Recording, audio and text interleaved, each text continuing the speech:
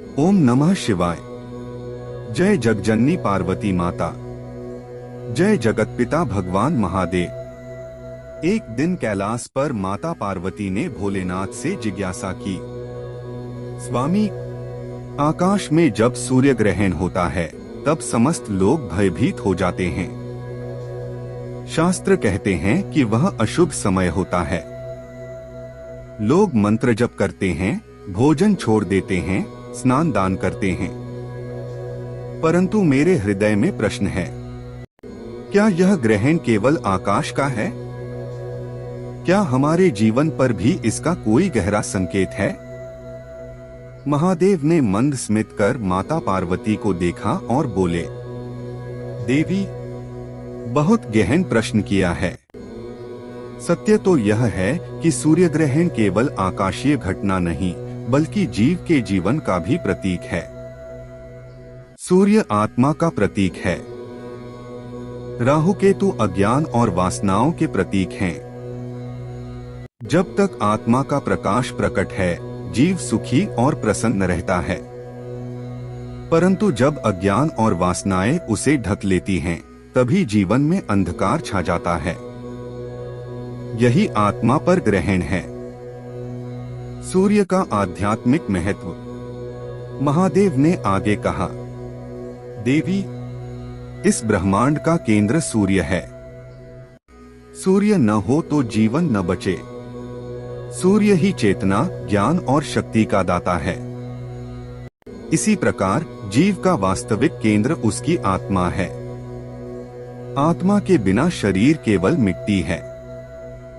आत्मा के बिना बुद्धि केवल अंधी मशीन है।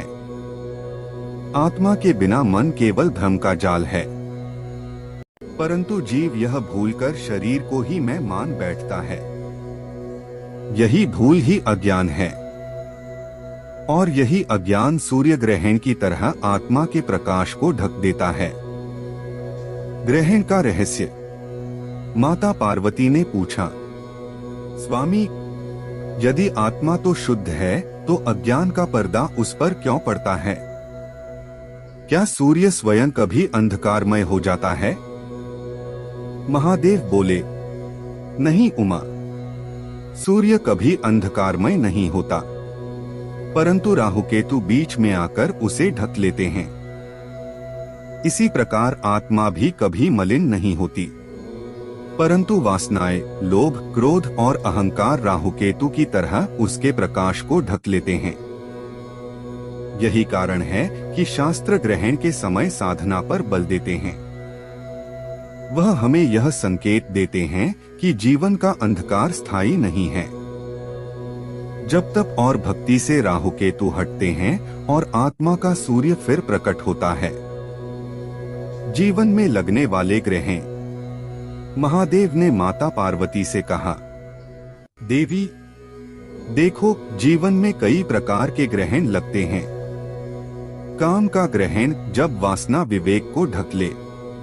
क्रोध का ग्रहण जब आवेश शांति को नष्ट कर दे।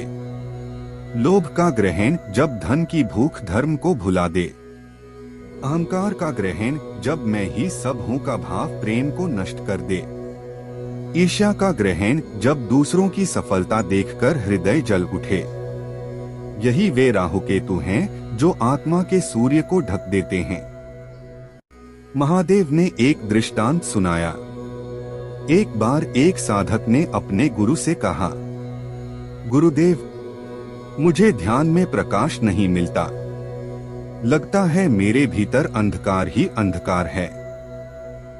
गुरु मुस्कुराए और बोले, वत्स, अंधकार केवल सूर्य के अभाव से है। जैसे बादल सूर्य को ढकते हैं, वैसे ही तेरे भीतर वासनाएं और आलस्य आत्मा को ढक रहे हैं। तू जप और ध्यान करता रहे। जैसे सूर्य बादल हटने पर प्रकट हो जाता है, वैसे ही आत्मा का प्रकाश तुझे मिलेगा।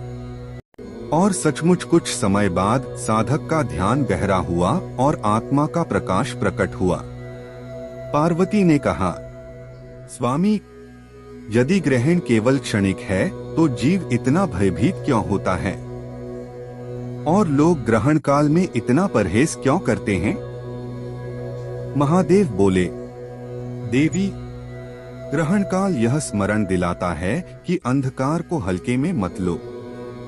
जैसे थोड़ी देर का ग्रहण भी सूर्य के तेज को ढक देता है, वैसे ही थोड़ी सी वासना, थोड़ा सा क्रोध, थोड़ा सा लोभ भी आत्मा के प्रकाश को ढक सकता है।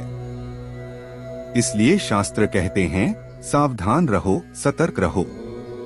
ग्रहण हमें सचेत करता है कि जीवन में कहीं राहु केतु प्रवेश न कर जाए। महादेव ने पार्वती जी को एक कथा सुनाई। एक राजा था। एक दिन उसके राज्य में सूर्य ग्रहण हुआ। लोग घबराए, भयभीत हुए। परंतु एक ऋषि ने कहा, राजन, घबराओ मत, सूर्य नष्ट नहीं हुआ है, केवल राहु ने उसे ढक लिया है। कुछ ही समय बाद प्रकाश लौट आएगा। राजा ने वही वचन अपने प्रजाजनों को सुनाया। लोगों के भय का नाश हुआ और सचमुच कुछ ही समय बाद सूर्य पुनः प्रकट हो गया। उमा, यह कथा यही कहती है कि जीवन के संकट केवल राहु केतु हैं। जीव को धैर्य रखना चाहिए।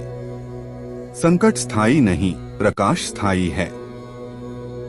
माता पार्वती का नया प्रश्न। पार्वती ने बड़े आदर से कहा, स्वामी, आपने जीवन के ग्रहणों की बात कही।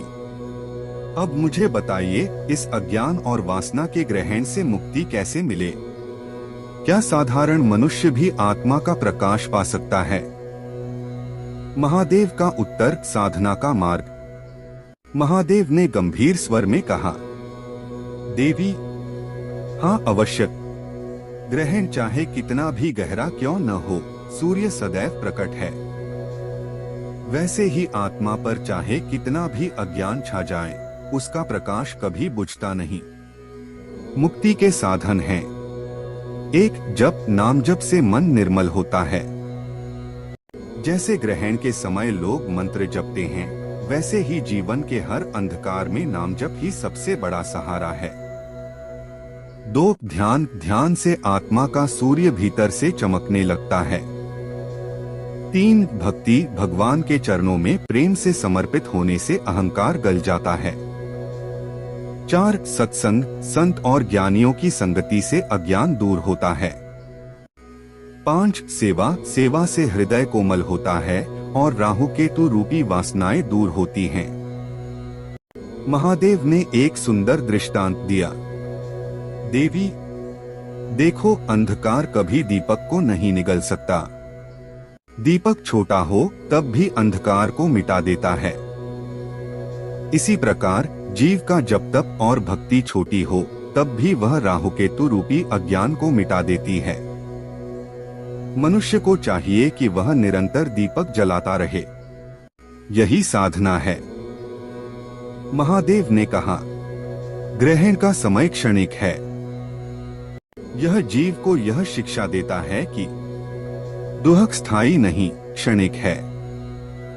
पाप स्थायी नहीं, क्षणिक है। असफलता स्थायी नहीं, क्षणिक है। जैसे सूर्य ग्रहण के बाद सूर्य पुनः प्रकाशित होता है, वैसे ही जीवन में अंधकार के बाद प्रकाश अवश्य लौटता है। इसलिए साधक को धैर्य और विश्वास रखना चाहिए। महादेव ने एक कथा सुनाई। एक भक्त था। उसका जीवन संकटों से घिरा था। एक दिन उसने कहा, हे प्रभु, लगता है मेरा भाग्य अंधकार में डूब गया है। तभी एक महात्मा ने उससे कहा, वत्स, यह अंधकार केवल राहु केतु का प्रभाव है। सूर्य तो तेरे भीतर है। तू नाम जप करता जा, एक दिन यह ग्रहण हटेगा। भक्त ने वही किया। वह दिन रात नाम जप करता रहा। कुछ ही समय बाद उसके संकट मिट गए और उसका जीवन पुनः प्रकाशमय हो गया। देवी, यही नाम जप की महिमा है। राहु केतु केवल क्षणिक हैं, परंतु नाम अमर है। महादेव ने पार्वती से कहा और साथ ही समस्त जीवों को संबोधित करते हुए बोले, हे मानवो, तुम्हारे जीवन में भी राहु केतु हैं। कभी लोभ तुम्हें ढकता है, कभी क्रोध, कभी अहंकार। परंतु स्मरण रखो, आत्मा का सूर्य अमर है।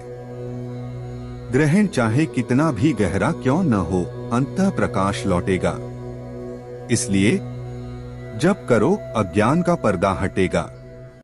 ध्यान करो, भीतर का प्रकाश प्रकट होगा। भक्ति करो, हृदय निर्मल होगा।